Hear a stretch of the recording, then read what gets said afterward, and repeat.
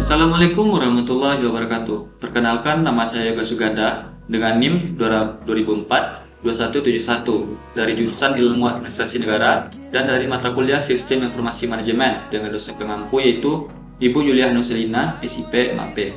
Pada kesempatan ini saya akan mencoba menjelaskan atau mempresentasikan dua materi pada pertemuan ke-6 ini, yaitu mengenai sistem pengolahan transaksi dan otomasi perkantoran atau dipendekkan dengan TPS dan OAS.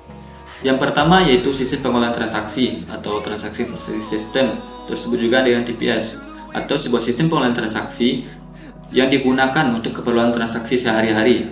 Sistem ini sangat berguna untuk menghasilkan dan memproduksi suatu data.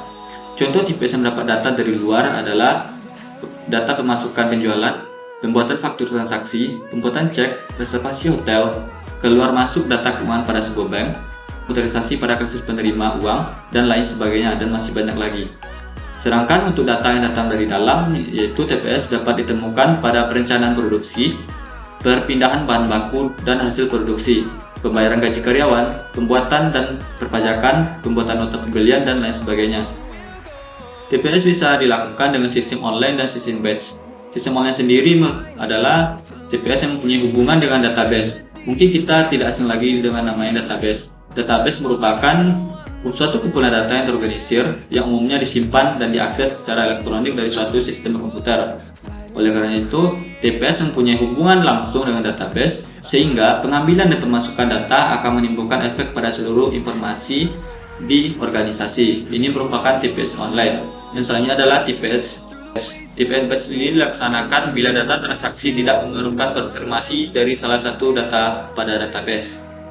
Contohnya saja TPS ini adalah transaksi pada suatu supermarket, dan contoh dari TPS online ini adalah transaksi pada suatu bank.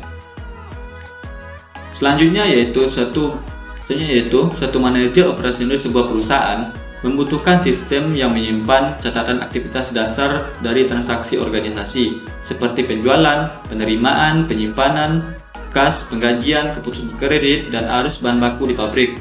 Tujuan utama dari sistem ini sendiri adalah untuk melacak arus transaksi yang melalui organisasi. Dengan begitu, manajer bisa melihat bahwa suatu organisasi tersebut terjadinya laba masuk atau terjadinya kerugian. Selanjutnya itu manajer sangat membutuhkan sebuah TPS ini untuk memonitor status operasi internal dan hubungan perusahaan dengan lingkungan eksternal.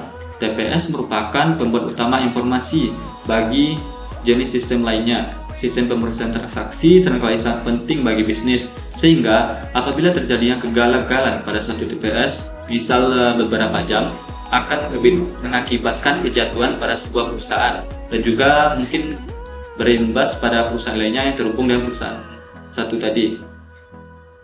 Mungkin sekian untuk presentasi pada materi TPS, yaitu sistem pengolahan transaksi. Selanjutnya kita masuk pada materi otomasi perkantoran atau Office Automation System atau singkat dengan OAS.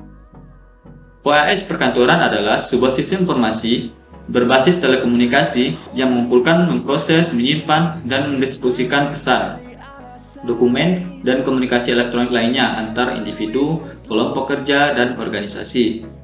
Office Automation System atau OAS merupakan sebuah rencana untuk menggabungkan dan menerapkan teknologi tinggi dalam memperbaiki proses pelaksanaan pekerjaan demi meningkatkan produktivitas dan efektivitas suatu pekerjaan.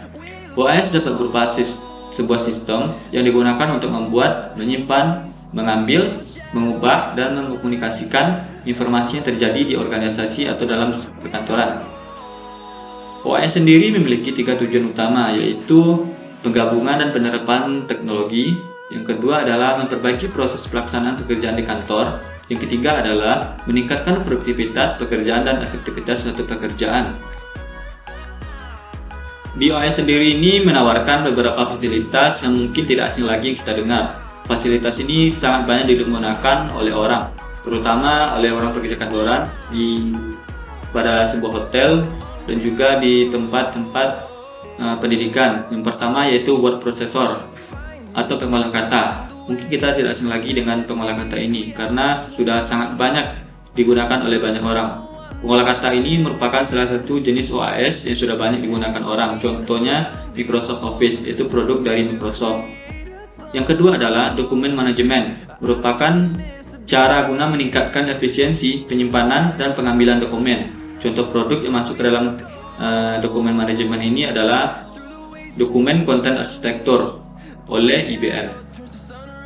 Yang ketiga adalah electronic mail, email. Kita tidak akan terlepas dari adanya email, karena dengan adanya perkembangan teknologi ini, kita akan terus membutuhkan email. Email merupakan surat yang berbentuk elektronik yang dikirim melalui jaringan. Email biasanya dikirim melalui jaringan komputer. Pada jaringan komputer, setiap pemakai komputer memiliki namanya sendiri atau akun.